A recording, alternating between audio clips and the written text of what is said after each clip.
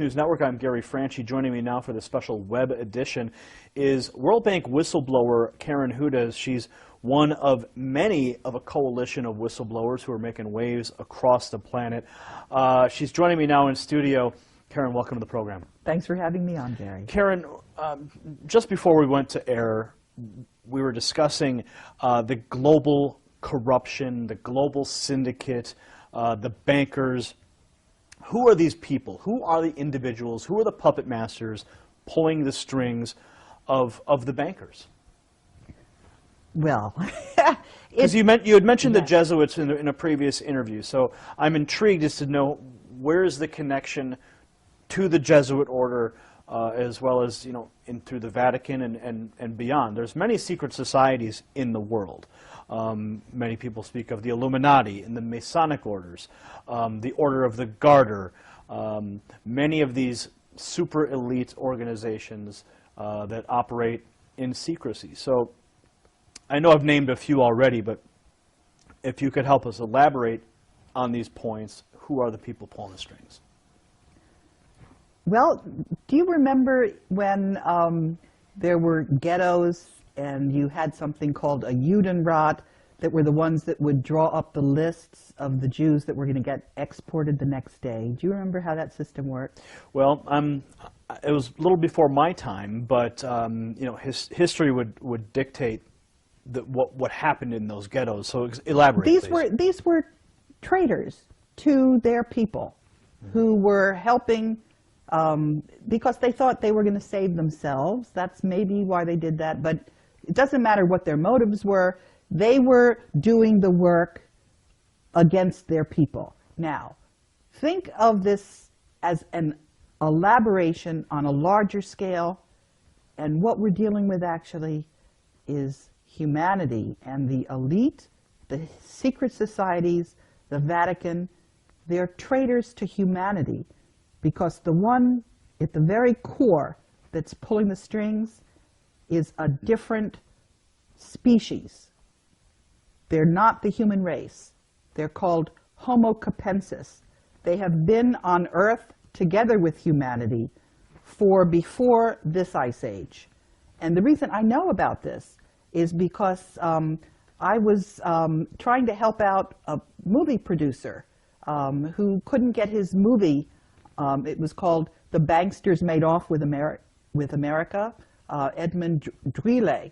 And he introduced me to his network of whistleblowers. One of the people in that network is a neurologist who went to Yale Medical School and was retired, and he was trying to find out what was at the very core of all of this corruption. And so you mentioned this species, an additional species of humans, or no, they're not humans. They are so distinct from humans that if they were to mate with humans, their offspring would not be fertile.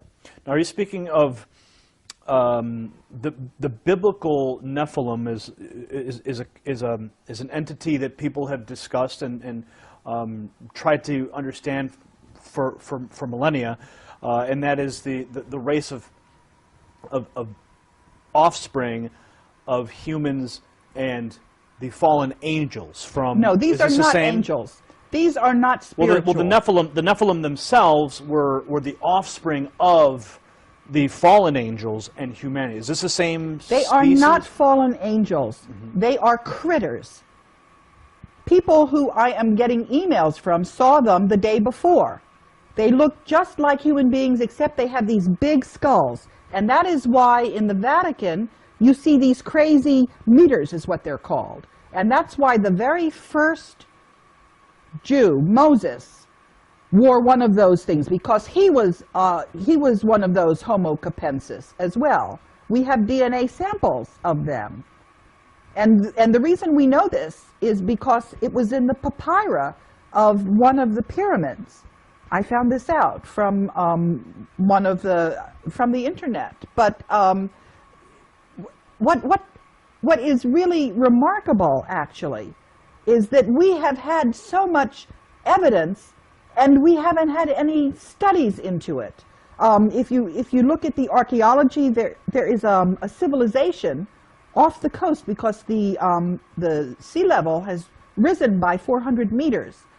But what do we know about this ancient pre-Ice Age civilization? We do have a map that's left over from there because it shows the coastline of Antarctica before the ice froze on it. And it's following that landmass perfectly. So what we have is we have evidence. There's also evidence in South Africa. There are a lot of these skulls that you find. And what You're speaking of the elongated skulls that have been found in graves, and even some of the skeletons found with these are in fact giant people. That is something different. No, I'm not talking about that. I am talking about a large skull. The elongated skull, the elongated cranium. Some are in Peru, some are elongated. But in other places, they're just round like pumpkins. And the individuals that were seen in Egypt, I've seen drawings of what their skulls looked like. It was just massive, much larger than human being skulls. And also, you know, in a human skull, there's something they call the parietal, where it's in 3 different segments. This critter doesn't have those separations. It's just so you're saying that this specific species of individuals is occupying the Vatican and functioning through the Jesuit order?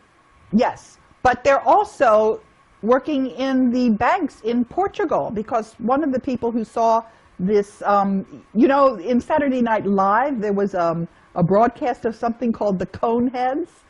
So that's a slang word for them, although my mother refers to them as the boneheads. But they're alive and running around and doing all kinds of mischief. Now, some people might find the information that you're presenting right now to be completely, some people might say it's completely crazy. What do you say to those people who are watching this right now going, I don't believe a word of it? I would say you need to read the articles that Ed Spencer has sent me. You need to look at the skulls in the museums. You need to read the DNA studies. And you need also to think about what kind of motive the human beings might have for being traitors to their species. Why would they do this? Why would we have a banking system where all the money ends up going to the Vatican and people run around starving?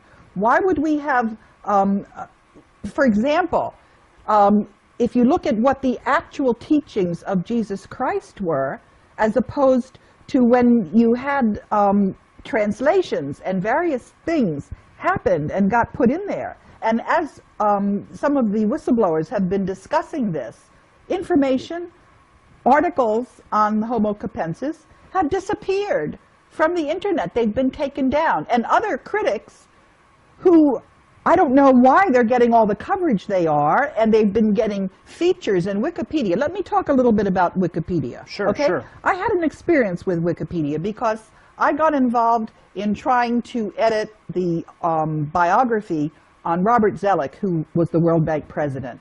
And I was trying to explain to people that the United States had lost the gentleman's agreement, which you could demonstrate. You could see, I couldn't get that into Wikipedia.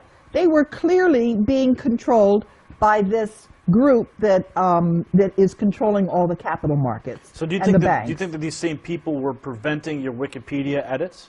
Yes, and what I'm trying to say is that this person who was attacking the information on Homo capensis had a big, long article featuring her on Wikipedia. So I know who Wikipedia is. I know whose interests Wikipedia serves. And when somebody who's just starting out gets a big write-up, I know what that really means.